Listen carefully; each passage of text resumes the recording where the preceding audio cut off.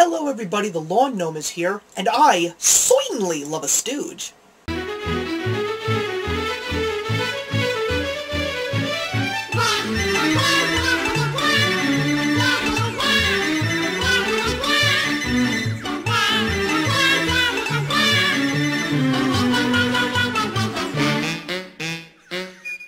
The movie I want to talk about today is the Farrelly Brothers' The Three Stooges. Now I know what you're thinking.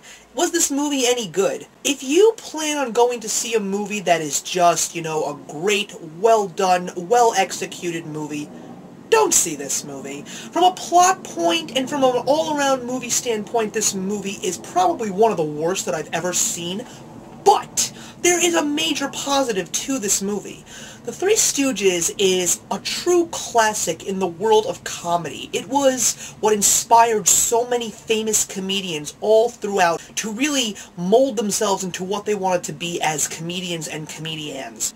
And to actually find out that two guys wanted to make a movie, I guess you could say to a tribute to these three fantastic guys who started out on the vaudeville circuit in the 1920s, it was just something that I was very interested to see because I loved watching Three Stooges reruns when I was little. I remember first watching them when I was 8, watching them like on a Sunday morning, and then all of a sudden my father comes down and sees me watching, and he sits down and watches this with me saying, I used to watch this when I was a kid. So, a little interesting fact here, I actually went to see this movie with my father, and from a Three Stooges standpoint, we actually thought that it was fantastic. They didn't get such big names, even though there were big names floating around while this movie was going into writing and pre-production, but they just got three perfect actors, Will Sasso, Christy Amatopoulos, and Sean Hayes, to do Curly, Moe, and Larry, and the timing, the slapstick choreography,